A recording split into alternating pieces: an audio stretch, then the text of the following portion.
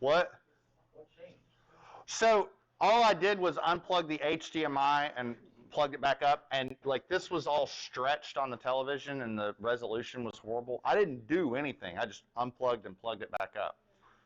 I was just always told that fixes like 90% of all errors.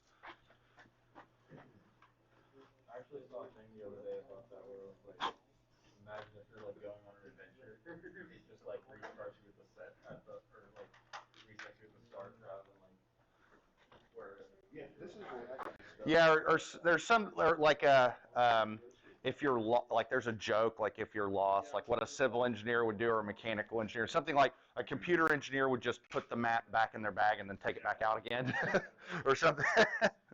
I'm not good at the long jokes, just like the really bad puns. That's usually what I'm good at. All right, everybody, let's get started. Okay, so 2.2 is still being graded, but everything else should be graded and the solution should be posted. Attendance is up to date. 2.3 is due today, and we're finally going to get our first like full-blown tension member analysis assignment today. Just a heads up, today and Friday, we're going to do tension member analysis. And then Monday and Wednesday, we're going to do tension member design. Monday, I will not be here. Monday, I will be at a conference for my funding agency, so I kind of have to be there. So I'm going to pre-record that lecture. But that with where we will be in the class, that'll be a pretty easy lecture to follow. Because if you understand what we're going to do today and Friday, then I think that the design stuff is pretty natural. It's a pretty natural extension. So what we're going to do is handle analysis of tension members start to finish. Because it's like what we've been doing for the past few lectures is constructing Lego blocks. Now we're actually going to put the blocks together. So nothing that I'm doing today is particularly new. It's just doing it all at once is the best way of putting it. So, in addition, what I am going to do throughout this is talk a little bit about the manual, if I may borrow your manual here. If you compare this manual to my manual, this manual has a sufficient lack of tabs, right? And you don't have to put tabs in your manual if you don't want. That's your preference. But if you do want to do that, I'm going to highlight what sections I think you should tab at least now. If you look at my manual has oodles of them. But this stuff is relevant for exams 1, 2, and 3. Right now, you don't need all of them. You only need a set few. So I'm going to walk you through the ones that I think you need. Okay. So first off, though, let's go through the process. So right now, what we're dealing with is LRFD limit states. We're dealing with factored loads and factored resistances. So really the example today is going to look at this. We want to make sure that our factored resistances are greater than or equal to our factored loads. Our factored loads are using our LRFD load combinations. Our factored resistances are our nominal resistances adjusted by resistance factors. So the load combos, they actually are not in the manual. They used to be, but they've since been removed. So, but for most of what we do in this class, these first two are really the only two that you really need to memorize, is 1.2 dead and 1.6 live and 1.4 dead. And I would argue that 1.2 dead and 1.6 live is the most common where we're going to use in this course altogether. For example, if you took concrete design, I imagine you really didn't use any other than this one. Am I correct? That's probably the one that you used in there most often. Tension member limit states. Okay, so the gross section is limited to Fy. The net section is limited to Fu. Now, the reason that we limit the gross section to Fy is because if you remember, if the gross section exceeds Fy, we start locking in permanent deformations, and we don't like that.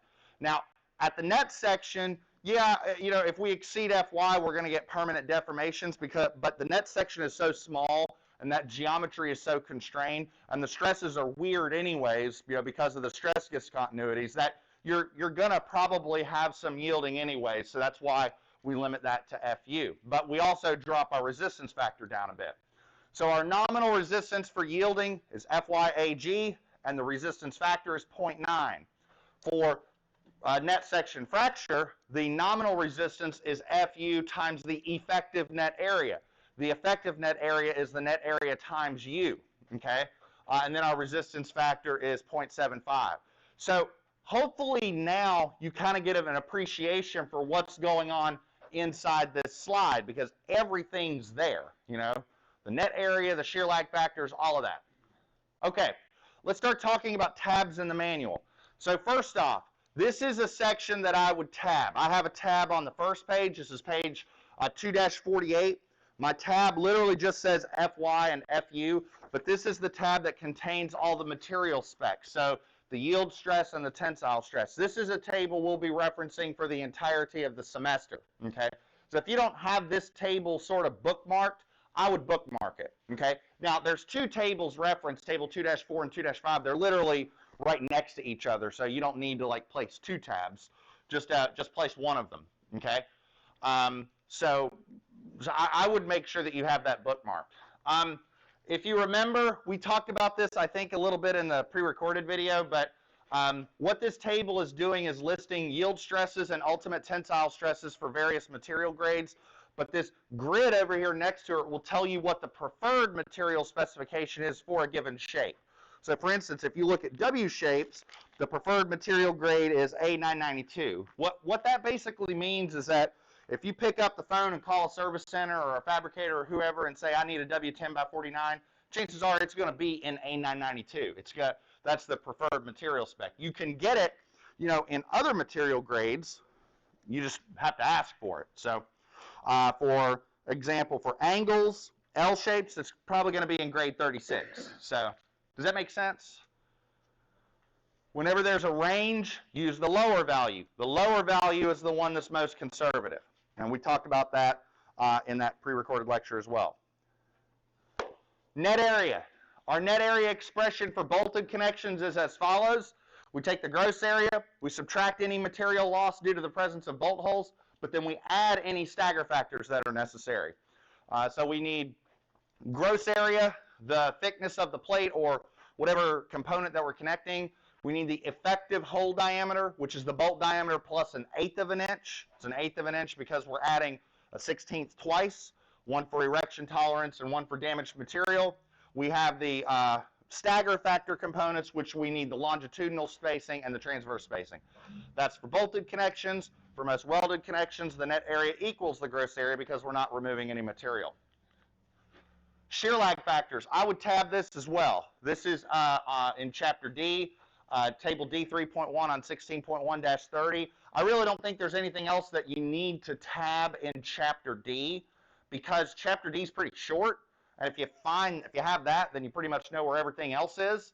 So it's pretty simple to get a hold of. It is possible, and I think you probably found this in your homework assignment, it is possible that for a given cross-section or a given shape, you might have multiple cases that can apply, okay? So just make sure that, that you're going through the table and assessing all of the potential permutations that could apply. Before I move on to the example, the other thing that's not explicitly mentioned is actually Table 1-1, or Table 1.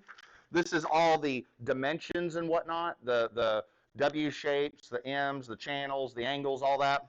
I think there's like 25 different types of shapes because there's double angles and T's and all that. I do not think you need to tab all of them. What I've tabbed in my manual are the W shapes, the channels, the C shapes, the angles, and the WTs. That's the only thing I bookmarked, and I think that's more than enough to get you through the vast majority of stuff in this class, okay? So the W's, the C's, the L's, and the WTs. That's what I have tabbed in mine. And that's all I think you need for pretty much now until after the first exam. I don't think you need anything else. So yeah. Any questions? All right, let's get to business. All right, so we have a tensile member. The tensile member is a 40-foot long W8 by 24 It's comprised of A992 steel. It's going to be used as a tension member, okay? We're using 3/4 inch diameter bolts. And if we look at the connection scenario, we have bolts going through the flange, but not through the web, okay? So hopefully that's cluing some memories that you had from the last lecture where we talked about shear lag factors. We've got the cross-section view on the left, which shows, you know, sort of the net section that we're interested in. And then we've got the elevation view over there on the right that shows the connection layout as well. The member is going to be subjected to a dead load of 80 kips and a live load of 90 kips. We need to know if the member can safely resist the loads. We also are going to look and see if whether or not this member can meet suggested slenderness limitations, because this member is pretty tiny and it's 40 foot long. So we got to look at that. We got everybody copying this stuff down. I'm going to go ahead and pull up the notebook, but I'm going to give you a little bit because we got time and I don't want to rush this. So that's the same stuff. So I'll give you a minute.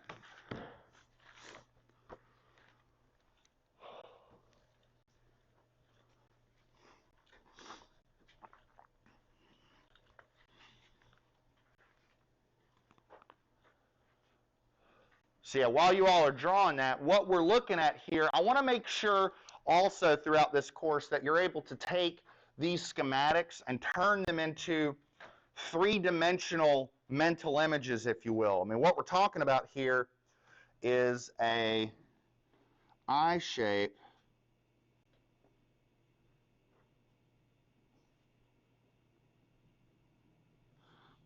that's going like this.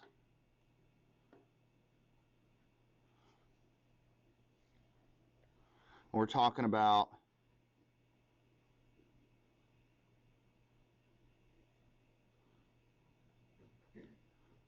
that's basically what we're talking about. Okay, does that make sense? That's kind of the three-dimensional view of this.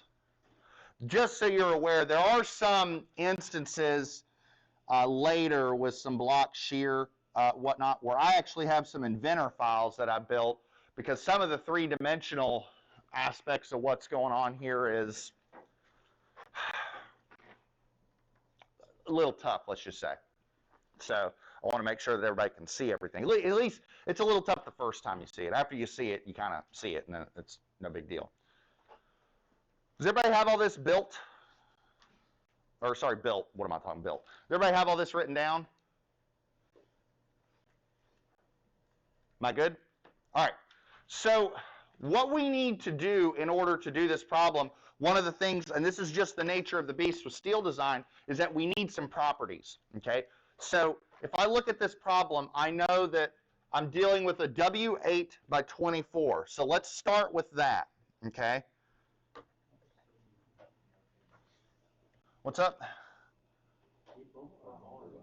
Oh. Okay. Now, we're going to go to table 1-1. So it's the very beginning of the manual. I want to find the W8 by 24. We're going to need some properties for this problem.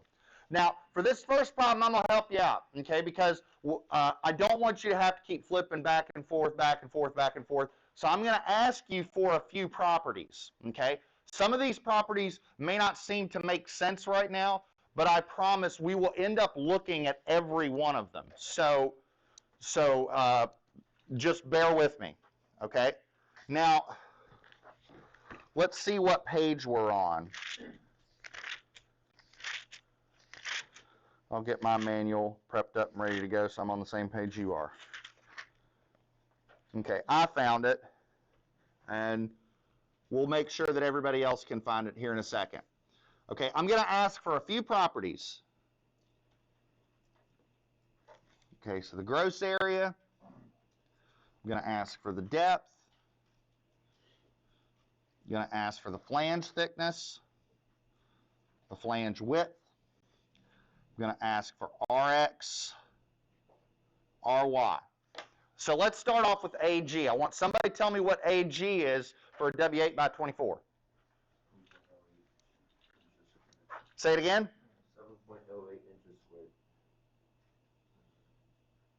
That is 100% correct. Now, I want to make sure that everybody in this room could find that. If you cannot find that, do not hesitate. Do not get up, go, oh, I can't, I don't want to be the person raising my hand. Chances are there's a few people that can't find it. It's okay. Is everybody able to find that? Okay. If everybody's able to find that, then I want somebody else to tell me what is D. What is the depth? 7.93 inches. That's correct. Okay, what about the flange thickness? Somebody else? 0.4. There you go. Remember, for these dimensions, we are using the decimal values, not the fractional values. What about the flange width? 6.5. That's right. All right, somebody else for Rx. Remember, for the Rx and the RY, they're on the right page, and on the right page, there's the collection of XX values, the collection of YY values. 3.42 and 1.61, right? I'll do the last one. I'll do the last one, yeah, 1.61. Did everybody else find that?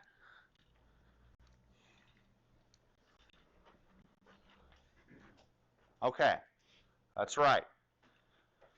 Any questions? All right, so again, some of these might not seem like we would need them, but trust me, we'll end up looking at all of them. Okay, now, next, we need properties for A992 steel. And we're going to get that from table 2-4.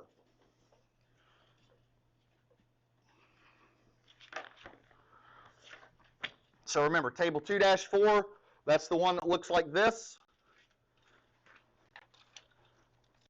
These are the applicable ASTM specs for various steel grades and various steel shapes. So somebody help me out. For A992 steel, what we are going to need is an FY and an FU. So what is FY for A992 steel? 50. 50 what? 50 KSI. This is a limiting stress.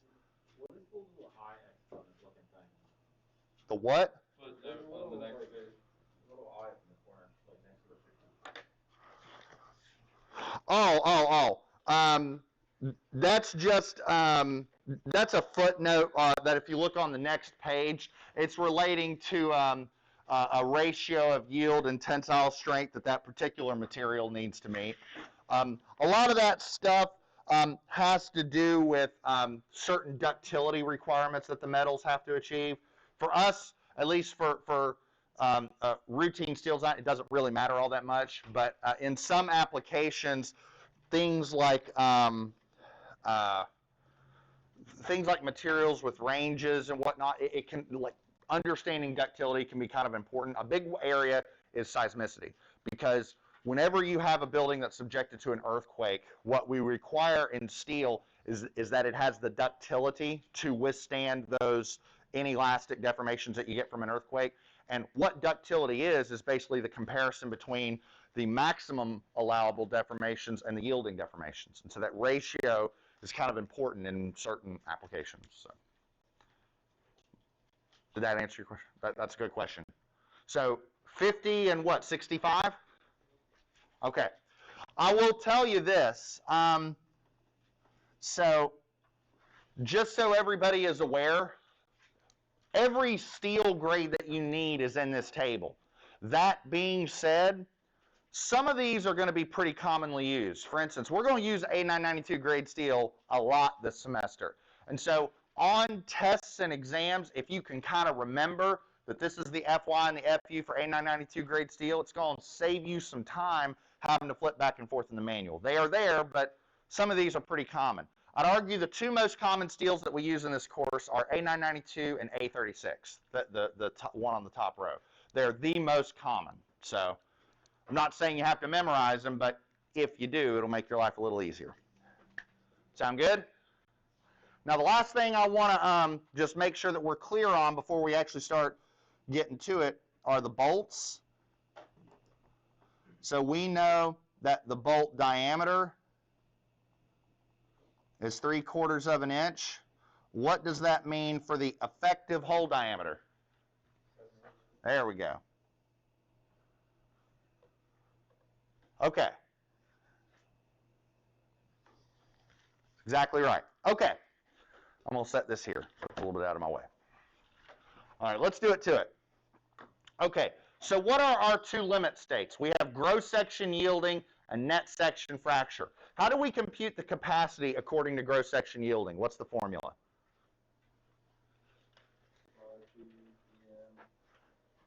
Equal to 0.9 FYAG. 0.9 FYAG. Do we have FY? Do we have AG? Let's just do it. Okay, so gross section yielding.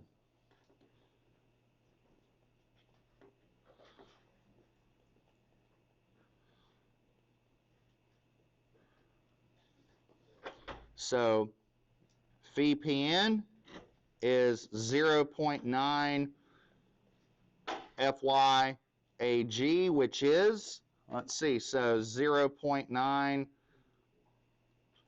50 KSI times what? 7.08 inches squared, right? So what is phi PN?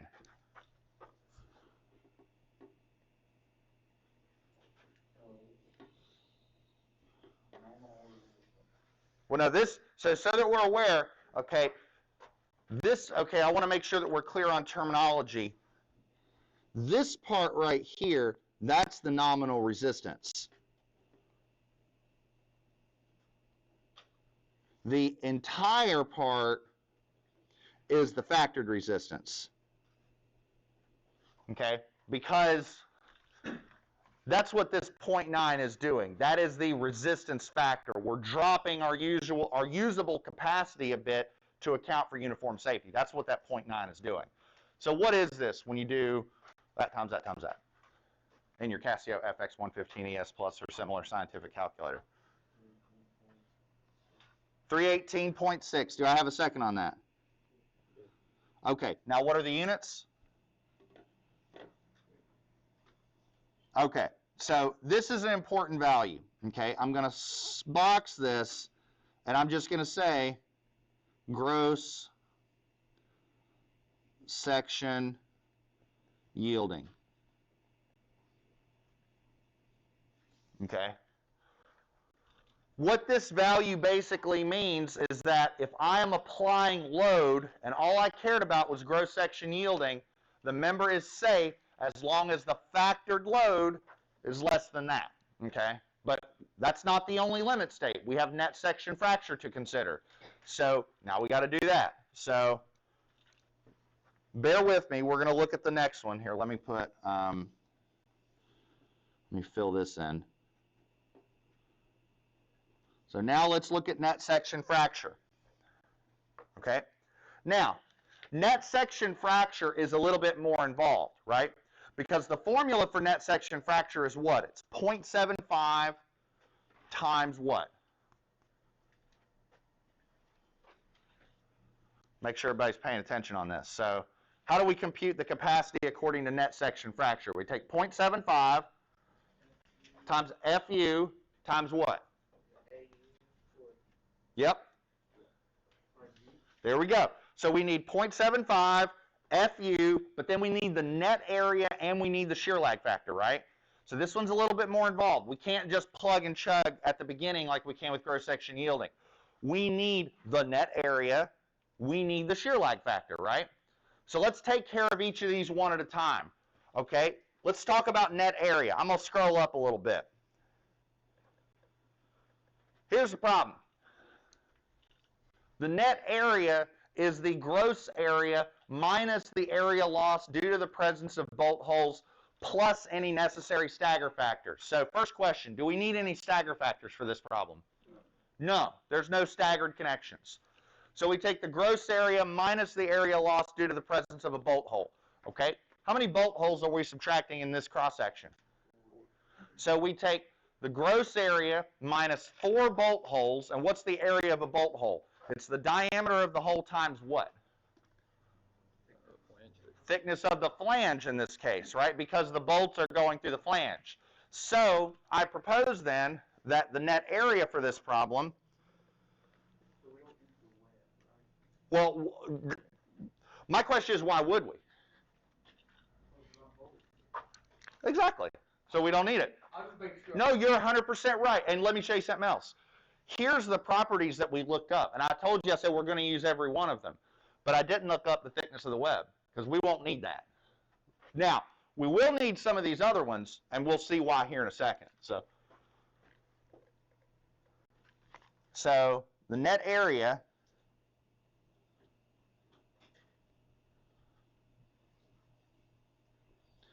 is the gross area minus 4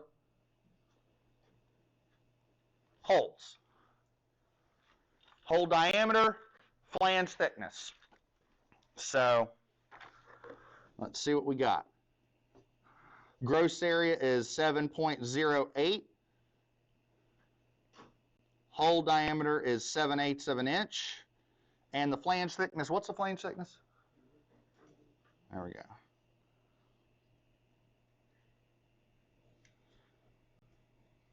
Why is it that you only multiply it by 4? Why 4? Yeah.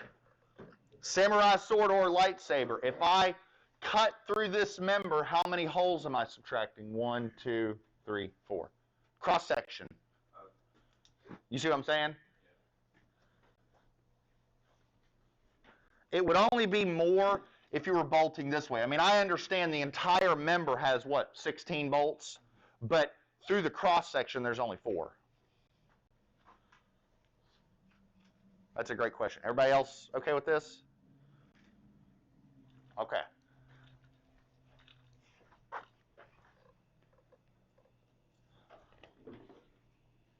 So what do we get for net area?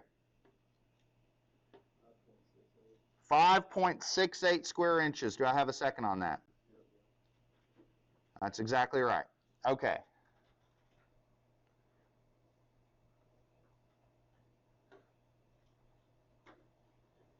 So now we need the shear lag factor. Okay? Now, if you remember, so first off, let's make sure that we're going to the right place. So in this, we're going to table D3.1.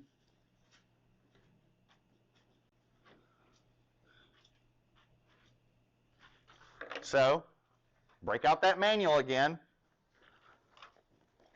16.1-30. So it's the page on the left. All right. So before we start just barreling ahead, I want to make sure that we're clear on what cases are going to apply to the problem in question. So if you remember, everybody needs to look at the first 2 cases. Case 1 is where all of the cross-sectional components are connected. Case 2 is where some of the cross-sectional components are connected. So is this member going to be a case 1 member, or is it going to be a case 2 member? Case 2. And why? What did you point out? What are we not using? The web. There's no bolts going through the web. So this is a case where only some of the cross-sectional components are connected. So if I look at cases to apply, we are going to use case 2. Now the question is, are there any other cases that would apply for this problem? Case 8? Well, case 8 deals with single and double angles. But what else? Case 7. What does case 7 say? W's, M's, S, or HP shapes, or T's cut from them. And if you look at some of the cases, there are with flanges connected. So will case 7 apply? You bet. Case 7 will apply. And it is possible when you're doing a given problem that multiple cases apply. So what we're going to do is we're going to handle each case one at a time. Let's see what we can figure out. Now, let's start off with case 2. Now, If you remember case 2, do you remember my lecture last time and how case 2 was kind of special? Right, we have a W section connected via the flange.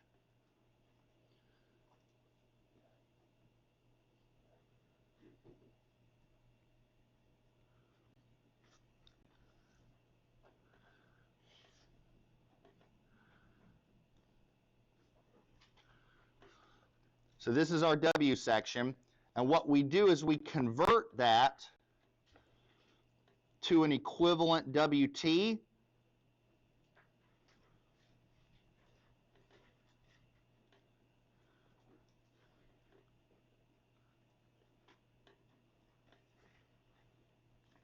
And what we end up looking up is Y bar. Do you remember that? Because what is the formula for case 2? It's 1 minus X bar over L, right? And so we need an X bar and we need an L. So what are we dealing with? A W8 by 24, right? So X bar for the connection eccentricity is going to be Y bar for an equivalent WT. And what are the dimensions of that WT going to be if our shape is a W8 by 24? If we're dealing with a W8 by 24, what's the equivalent WT? WT 4 by 12.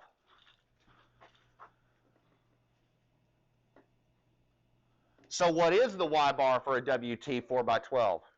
Oh, there you go. You got to flip in the AISC 15th edition steel construction manual and find the Y bar for a WT. Gosh, Dr. Mike, flipping back and forth. I know. It's the nature of the beast. So what is the Y bar for an equivalent WT? 0.695. All right, hold on. First off, do I have a second on that value?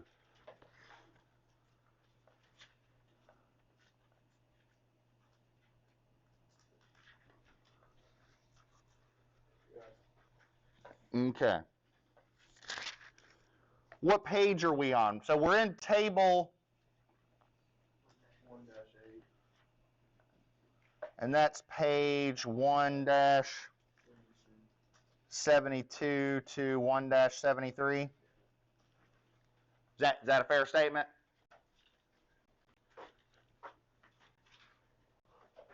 Now, what is what's the length of the connection? Okay, let's scroll up and let's see. So you say 9 inches. Why didn't you say 11 inches? You don't include this part, right? The length of the connection is outermost bolt to outermost bolt. So the length of the connection is 9 inches.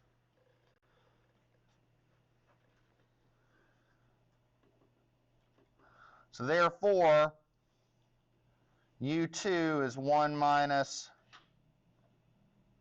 X bar over L.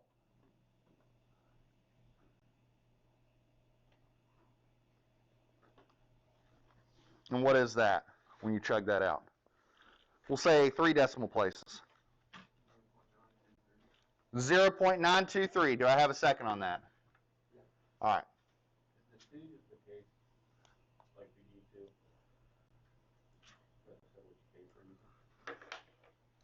you using? Are you talking about that 2 inches on the end? No, the U2. Yeah, oh, yeah. I'm not really a Bono fan. The only album that I ever had on my Apple Music. Wait, oh, I made a mistake. That's, the U factor is unitless, and here I am putting a tick mark there. That's not right. Okay.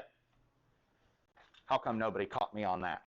That doesn't go on the mistake tally because I caught it before you did.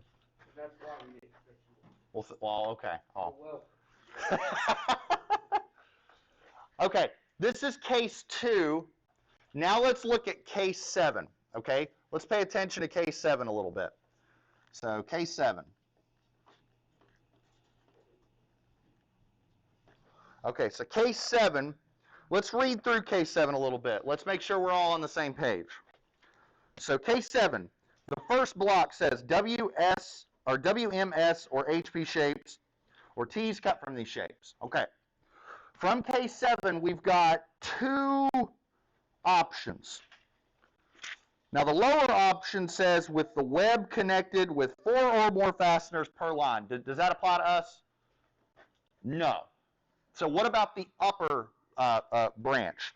The upper branch says with flange connected with 3 or more fasteners per line in the direction of loading. Okay, how many fasteners do we have per line in the direction of loading? So what that means is, here's the tension member. How are we going to yank on it? We're going to yank on it like that. And we're going to yank like this. So how many fasteners per line? 1, 2, 3, 4, right? See, from a terminology perspective, this member has 4 lines of bolts, 2 lines of bolts in each flange. Does that make sense? Okay, so going back to this case, the case says with flange connected with 3 or more fasteners per line. Does that work for us? So does this case apply? Yes, it does. And so how do we apply this case 7? What do we have to compare? We have to compare BF. We have to compare what? 2/3 of D? Did we look up BF and D? Did I told you we would need BF and D? What? Since our U is greater than either of those numbers, do we have to? That's, Bigger number anyway? you stole my thunder. Dang nabbit. I'm sorry. Let's make it up to where we let you buy one mistake. What I was going to do before I was so rudely interrupted. Oh, is I want to go through the practice of doing this, but then I kind of want to make that very point that ultimately case 7 does apply, but since you're using the larger value and both of these are larger, you're right. So here's my point. On a test, you're 100% correct. You can just do that. I'd have no problem with it. You're 100% right. And we'll clarify what he's talking about here in a second. So, but let's go through the motions just to make sure that we're comfortable with it. So BF is 6.50 inches. What is 2/3 of D? 2/3 of what is it? 7.93? Was that the depth? So what is that? 5.29. So 5.29. And so if I wanted to write this like that, I would say that BF is greater than 2/3 of the depth. And so if BF is greater than 2/3 of the depth, then we have a U7 in this case of 0.9. But if you have a U2 of 0.2, or sorry, hold on. So to summarize, so U2 is 0.923, U7 is 0.9. From these, use the max. So what he's saying back there is, since the note for case 7 says use the larger value, and since 0.923 was larger than both of those, by observation, we actually really didn't need to do that math. I just wanted to go through it to make sure everybody kind of understood what we're doing. I know it's simple, but it might not be the case. Like, what if our U value was 0.87? Then you kind of need to do it, you know. Unless you can eyeball some of these values, I kind of think it's just valuable to go ahead and do it. But you're 100% right. Sound good? So now what we can do, now we can do our net section fracture, finally.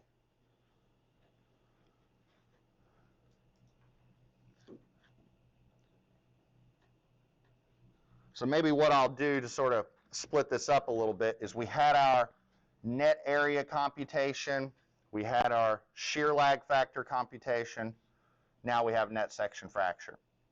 So we take, in order to compute our capacity, we take 0.75 times FU times the net area times U, right? Because the net area times U, that's our effective net area, that's our limiting stress, that's our resistance factor. So 0.75, 65 KSI. What did we get for the net area? I don't remember.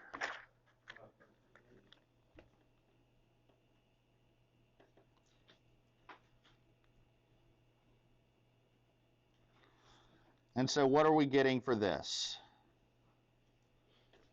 We'll say to 1 decimal place because I'm sure it's probably got trailing decimals. But we're talking about the capacity of a member in terms of kips. You do not need 100 decimal places. 255.6. Do I have a second on that? Okay.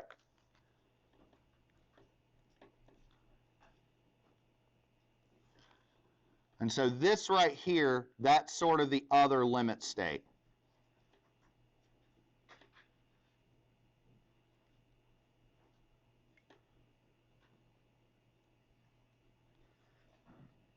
So I want to kind of summarize our capacities because I want to make sure that we're clear on that.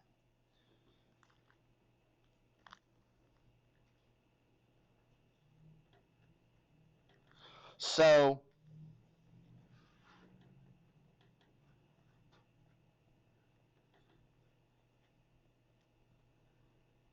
what did we get for gross section yielding? What was it, like 318? And we got net section fracture.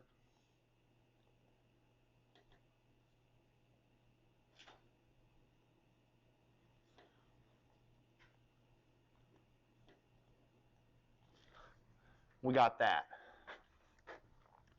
I'm going to ask a silly question. Which one do we use? The 255.6. That's 100% correct. Because if I'm taking a member and yanking on it, and I'm gradually increasing the load, which one am I going to hit first? I'm going to hit this. In other words, when I'm applying load, I will reach this load before I reach that one. The member will fail this way before it fails that way. We say that this is the value that governs. So now, and the way I usually write this, I just say phi PN is 255.6. That's our capacity.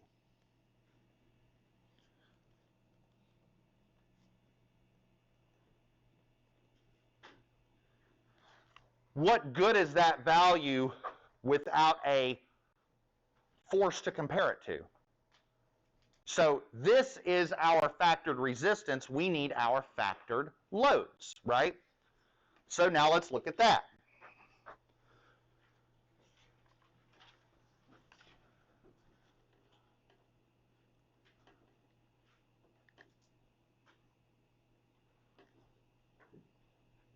I believe you were given 80 kips and 90 kips. So what were the 2 load combinations that I said we would use the most? 1.4 dead, 1.6 live.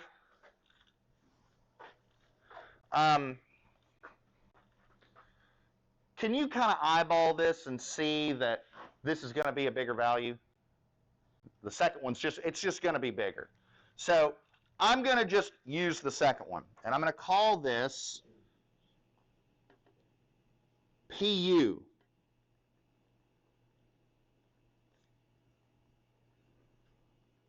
So 1.2 times 80, 1.6 times 90. And notice that we're factoring the live load more. We're increasing it to a greater factor. And we're doing that because we have more uncertainty associated with the live load than we do the dead load. That's why the live load factor is higher. So what are we getting for this?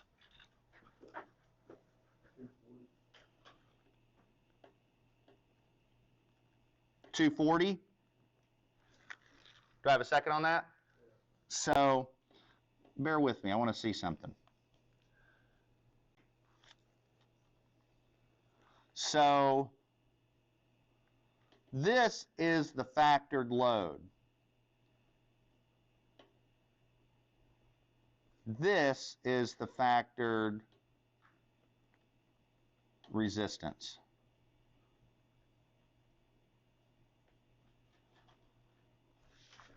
What can you tell me looking at these two numbers? The member's safe, right?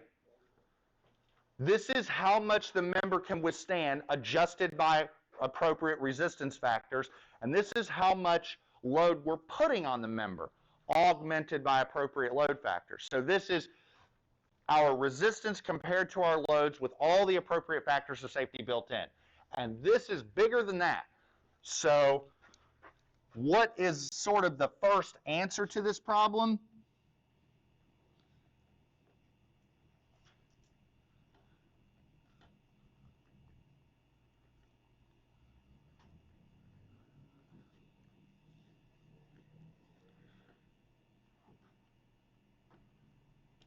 Boom.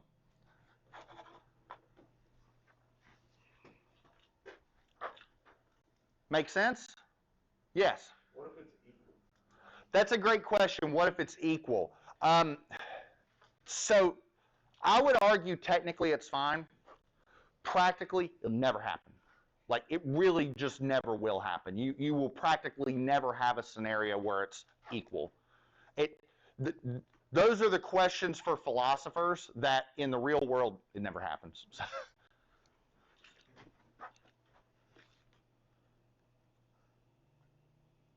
Any questions? We have one more question, though, that we have to ask or answer, and that is, does this member meet slenderness limitations?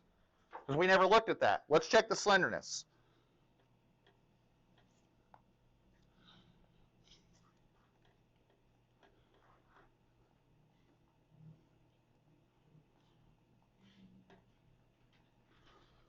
How long was this member?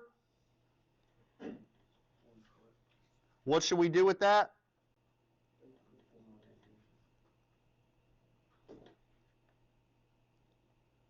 We need R min. What is R min? It is the minimum of Rx or Ry. Didn't we already write down Rx and Ry for this problem? I told you we'd use them all. So what's the minimum of Rx and Ry? See, there was a reason we wrote both of those down, right? So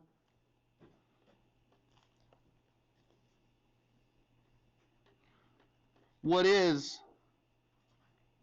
that?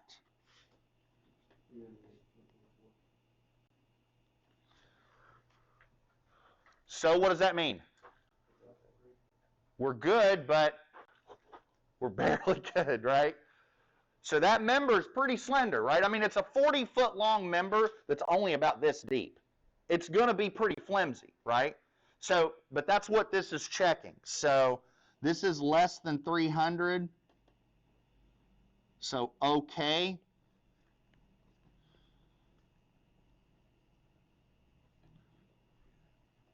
Member meets slenderness limits.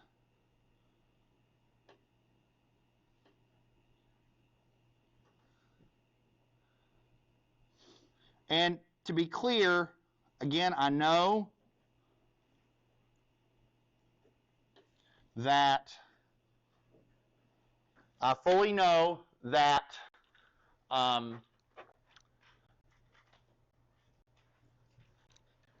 The slenderness check is not a codified requirement in the manual, but pretty much everybody employs it. So let me stop for a second, see, did this make sense? Anybody have any questions on this? So on Friday, we're doing another one, okay? We're doing another one that is not any more difficult, but it's a different member. It's got some stagger. It's an angle. So it's not harder, but it's enough of a difference that I think it's worthy to just go through another problem. You have a problem homework assignment. It is a channel with stagger. Not super complicated stagger, but stagger. Because it's a channel, there should be less U cases, but that's all I'm going to say. Any other questions? Yes? So with the slenderness, is that from the closest, so that's just the freestanding distance? That's a great question. Typically, slenderness limits are just literally how long the piece of steel is, because they're intended for handling issues, for like lifting it with a crane and whatnot. So just however long it is. So, and what you're talking about, like with certain beams and how they frame in, it's like, well, what are you talking about when it comes to span length? Are you talking about the end of the member from center to center? So, yeah, but for this, just how long the field piece is. So. All right, that's all I got. See